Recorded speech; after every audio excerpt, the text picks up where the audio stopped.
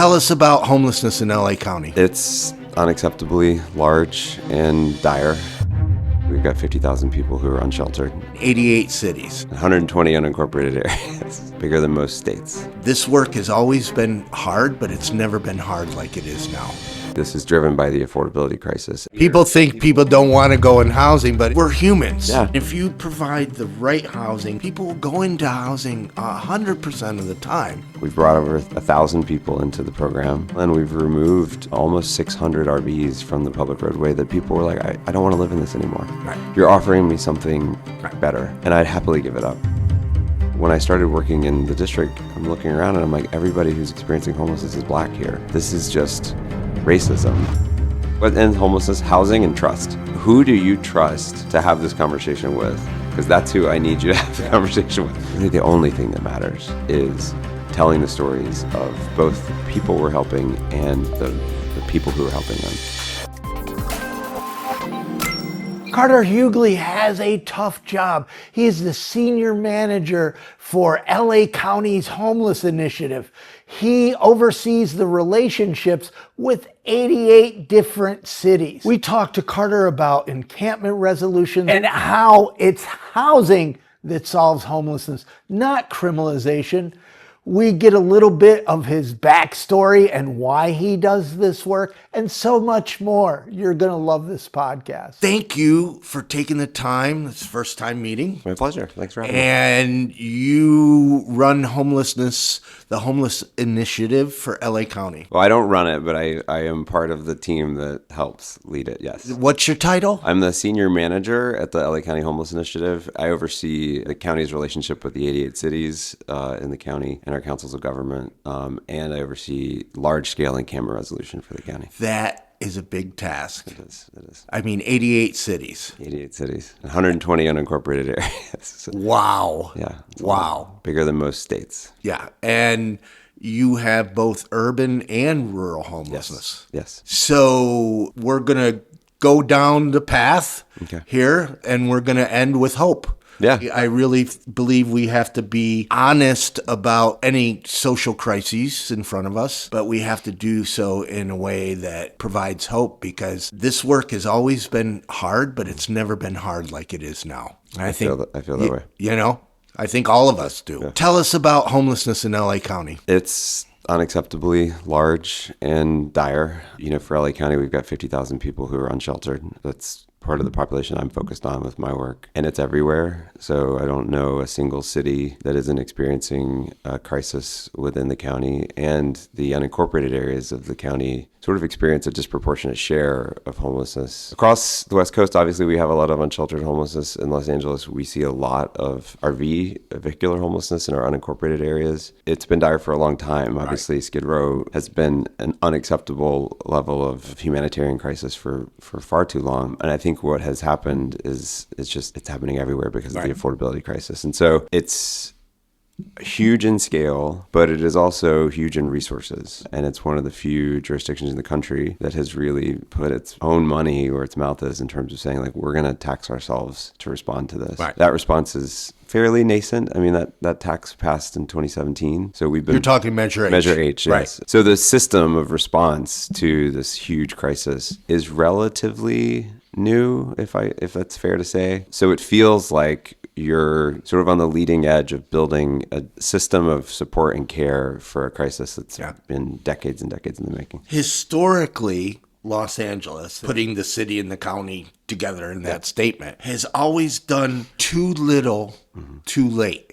And there's been a shift, a lot of it driven by the United Way when Home for Good, to get everybody to collaborate and to, start moving in the same direction to solve homelessness. Yeah. Everything went, from my perspective, almost housing only. This isn't just Los Angeles. The country did, right? Yeah. We're housing. And now we're learning, well, we need interim housing too. Yeah. Now we're trying to shift. But your statement that it's relatively new is spot on. In the time I've been here, I've observed the scale of the response to grow bigger and stronger. There've been moments where, the pandemic really strained all of us, and it strained our relationships. we have been rebuilding those relationships and strengthening the ways in which we collaborate. And that's real. I can see that just since I've been there in the short time I've been there. There's always been a struggle between the city and the county over homelessness, and then probably some other things too.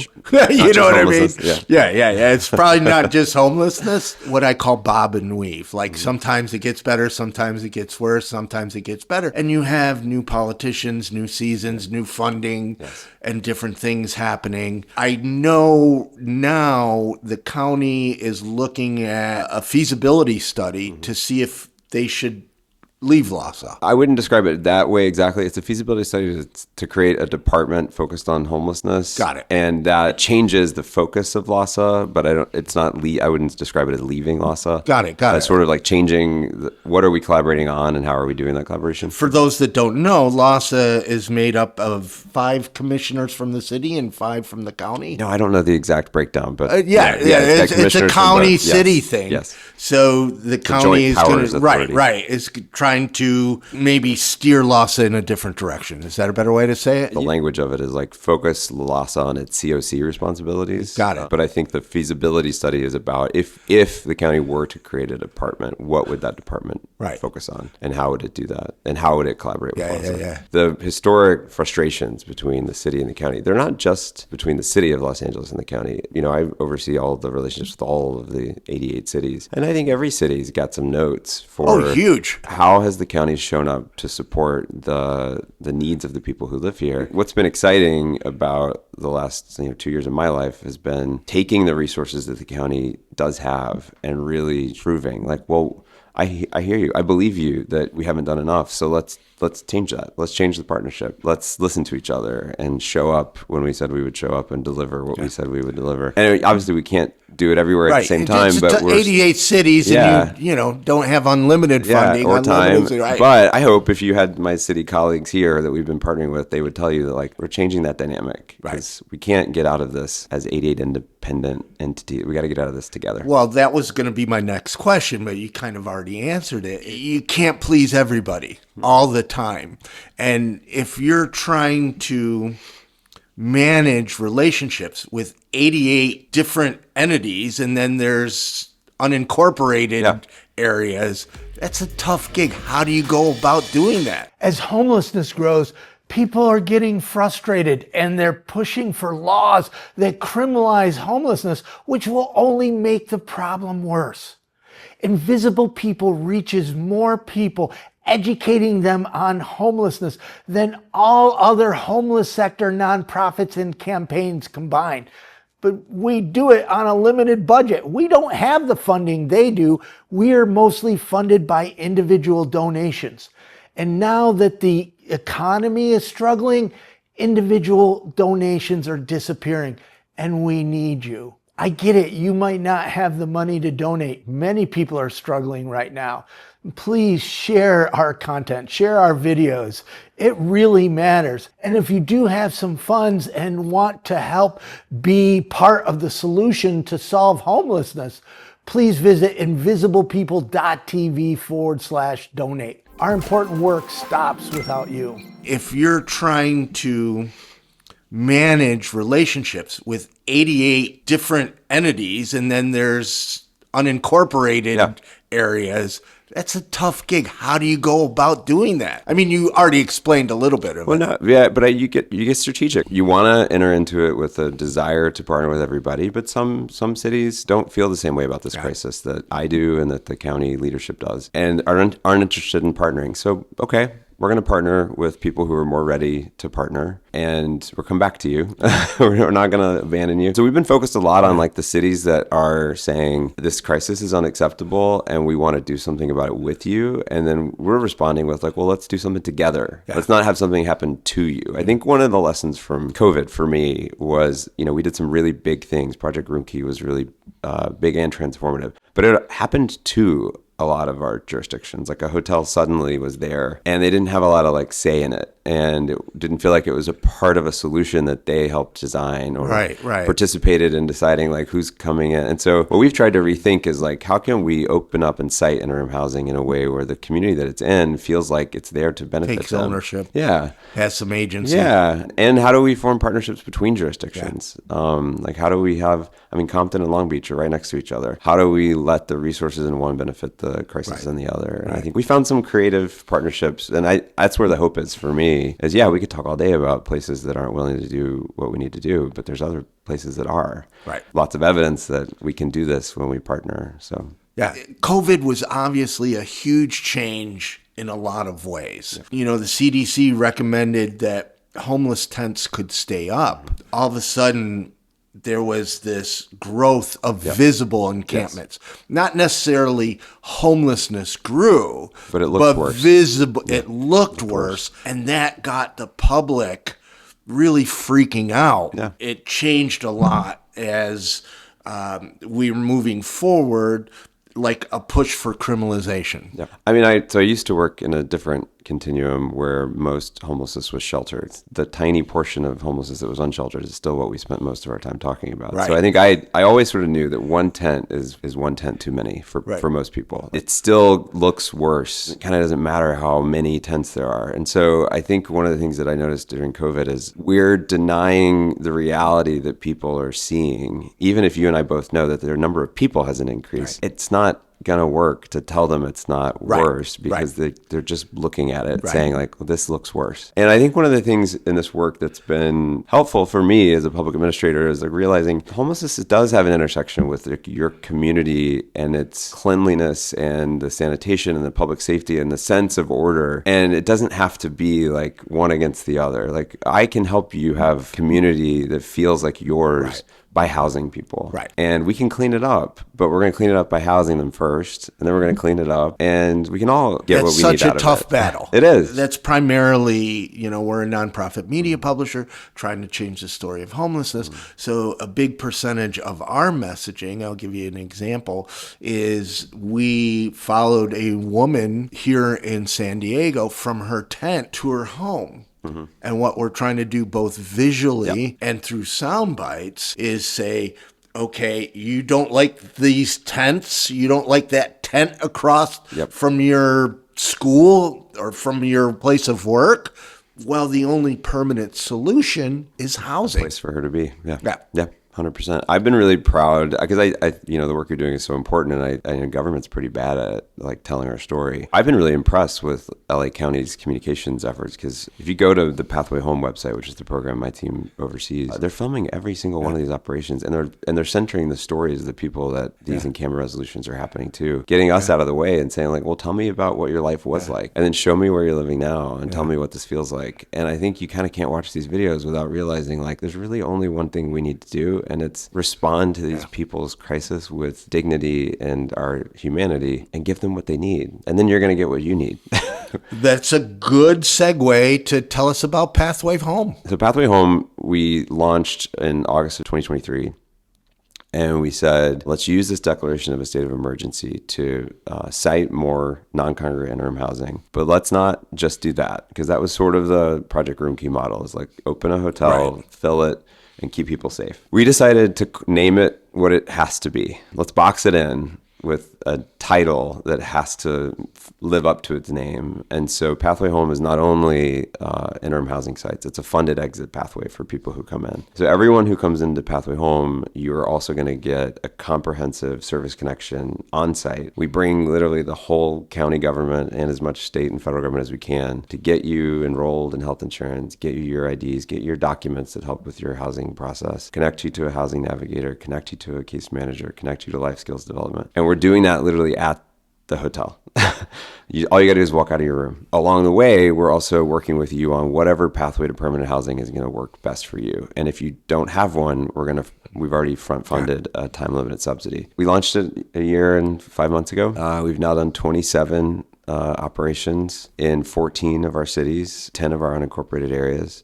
We've brought over, I think, 1,000 people into the program. In the course of bringing those people in, we've removed almost 600 RVs from the public roadway that people were like, I don't want to live in this anymore. Right. You're offering me something better, and I'd happily give it up, which I think is like counter to the narrative that we hear people about think people don't want to go in housing, but we're humans. Yeah. And if you provide the right housing that provides dignity and meets their needs, people will go into housing 100% of the time. I tell people I don't have any meetings in my day that are about, how do we convince so-and-so to come inside? Almost all of my meetings are, how do we make an impossible choice about who of the thousands of people who can't wait to get inside, who's coming in next? I don't know how to explain to people, like, no.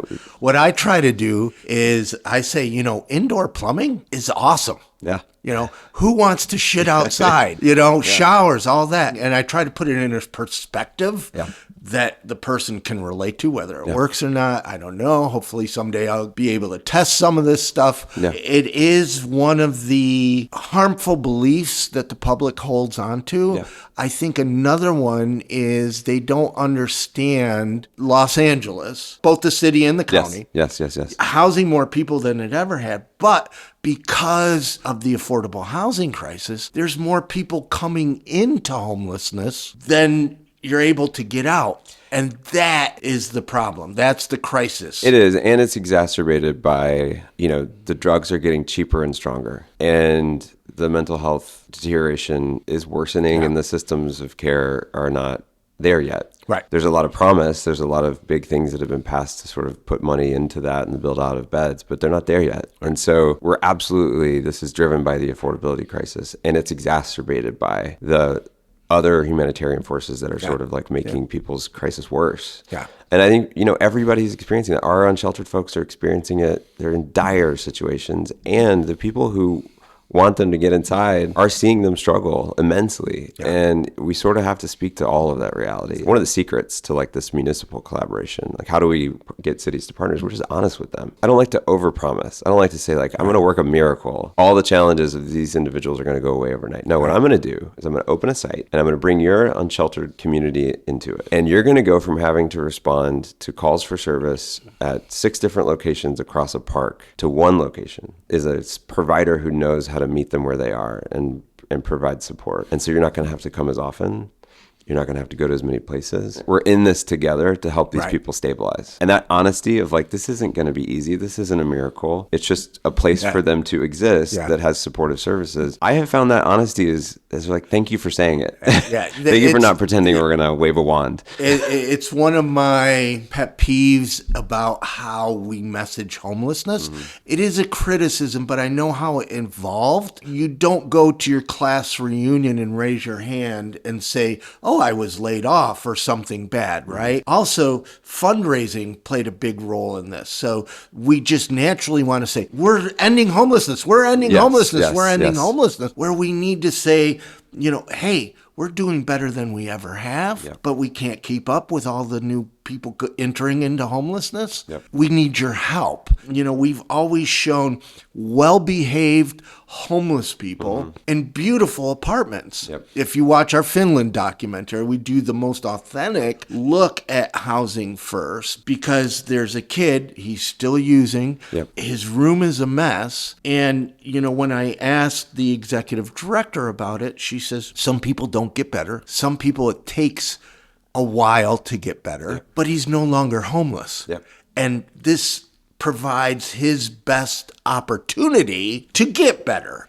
Right? 100%. I told someone recently, because, people like to hear people in roles like mine brag about numbers and outcomes and how many people did you get placed. And I'll do that. I believe in it, and we need to share that information for sure. But I also said recently to the board, I said, there's another type of success that is a success that I want to share. And I had just come from one of our sites where we have someone who's really struggling. And I sat there at that site and I watched the case manager, because I think, the person was sort of like acting out and was being very loud and not responding to suggestions. Yeah. And so they played some music, opened a door to the room, got some cigarettes, sat on the curb with her as she smoked cigarettes and just talked, gave her space. And I said, watching that case manager, do that space making, creating safety for that person, and creating distance instead of saying like I'm going to go towards it, saying I'm actually going to give you some space, let this calm down so that we can then rethink like how we're going to engage you and support you. That's success too. The alternative was that person just having that crisis outside on a sidewalk.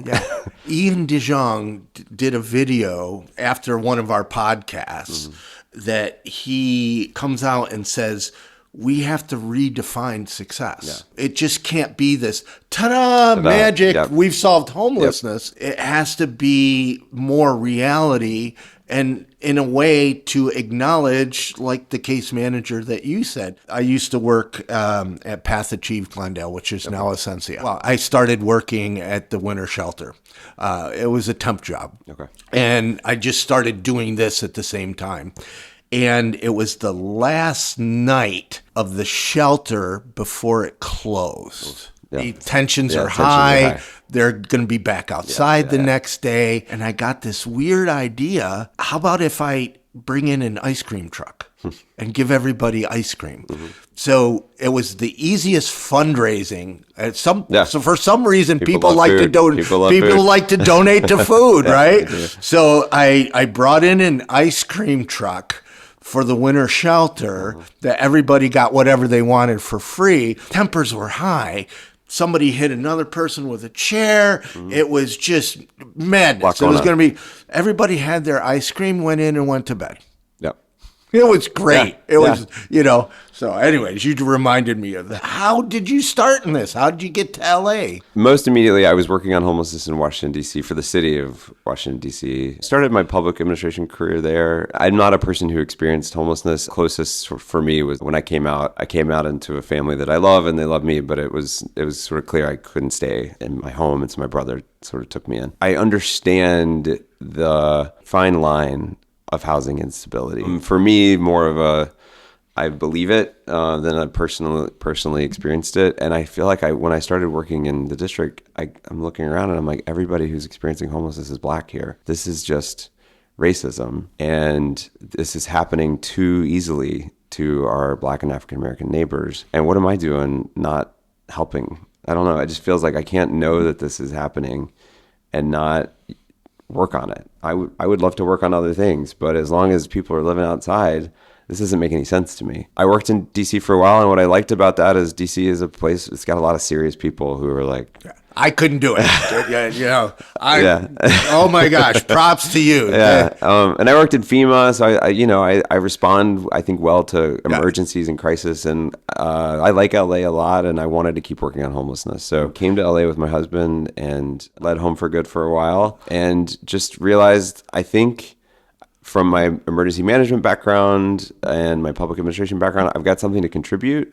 I don't think I'm one of these people who believes, like, I don't have any magic answers. People like you know more about this than I ever will. So I just sort of listen, learn from what people are trying across the country and try to replicate it. And it's been incredible to see people's lives change. It's daunting, but it's changed my life. We just featured Hennepin County. What they did is they took COVID funds. Their numbers were bad. They were failing, right? And they didn't invest in any one thing, but into affordable housing, eviction prevention, housing-focused shelters, outreach, and supportive housing, and created a community-wide system. It's proof that a county or any municipality can do it. We want to feature others.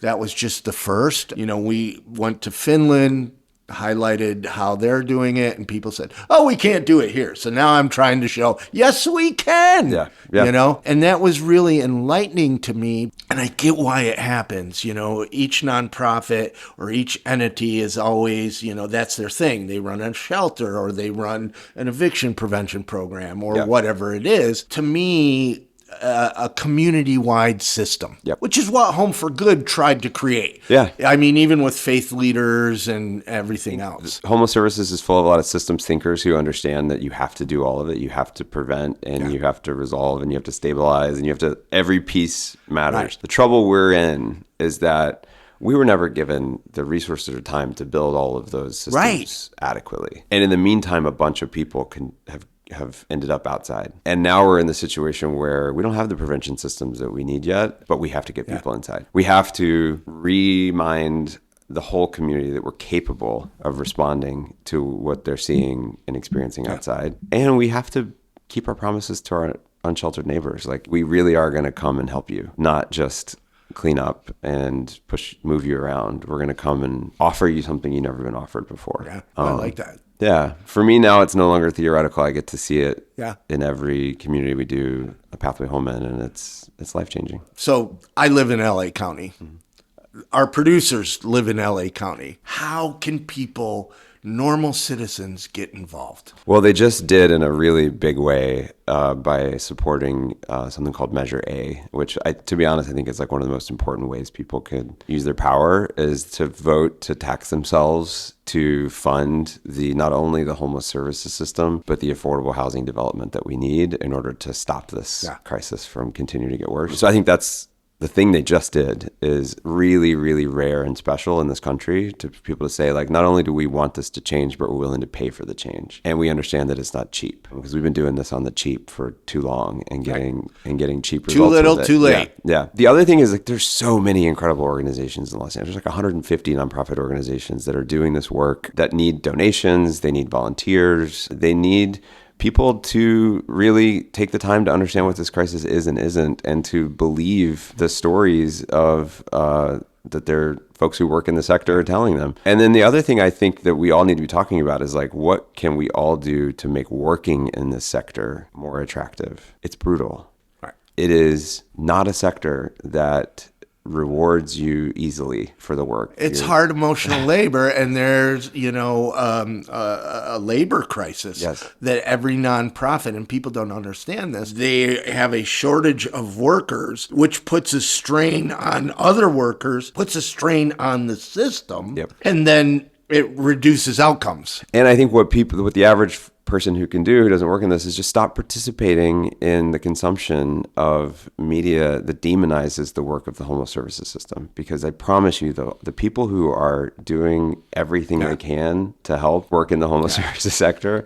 So the articles where, can't believe this number went down, it's not helpful. We do scripted films. Mm-hmm. The one I want to do next is Exhausted, a day in the life of a case manager. Oh my gosh. Or an outreach worker, for the narrative that you're talking. Because people don't understand the lens. They just think, oh, you can get them into shelter. No. Oh, you can, snap your finger and they're better. And one of the most life-changing things that's happened to me in the last year is we'll go to these in-camera resolutions, and we bring with us, because my whole thing is trust. What ends homelessness? Housing and trust. Who do you trust to have this conversation with? Because that's who I need you to have the conversation with. So we take the outreach workers that the residents trust the most with us to do the Pathway Home operation. And you'll see every single time there's an outreach worker who has been working with this person for years, but they've never had anything to offer. Oh my gosh. They've been trying not to overpromise. They've been trying to move the ball forward, get them document ready, and they've just never had much to offer. And the day that they are able to watch their client go into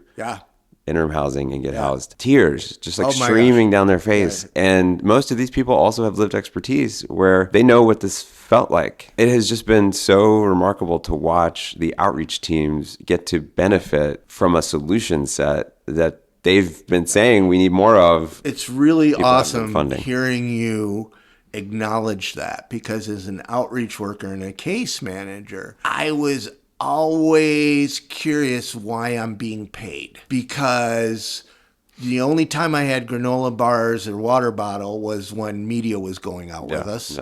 So I absolutely had nothing to offer people. Mm-hmm. We did our best to help. When you finally get that housing, which is the tool, whether you're a nonprofit or a county or LA, that's how we prevent and solve homelessness. Keep people in housing and get them off the streets. And there's a Pathway Home video features a participant and an outreach worker named Xavier. The participant said, I've been out here for years, and Xavier never gave up on me. For years, Xavier kept checking in on him. Yeah. And the idea that years later we were able to pair Xavier with a resource to get that guy inside. It was like, okay, now I don't just academically understand what we're doing Yeah. I understand how we deliver. I have a video of a homeless veteran who would blow a .48. When Glendale police called us, he was in an abandoned building sitting in his feces. We first got him in the shower, tried to take him emergency shelter. He wouldn't stay, but I committed to him for 4 years. And it wasn't just me. I mean, it's a team at Essentia, right? Mm-hmm. But I was the outreach worker, and I would look for him every day, try to find him when he was ready. The VA wasn't. When the VA was ready, I couldn't find him. He lived in the Glendale Galleria for 6 months. That's an amazing feat, right? Right? I mean, to hide from security and everything. Yeah. So anyways, we're running out of time. Anything you'd like to add? I was originally not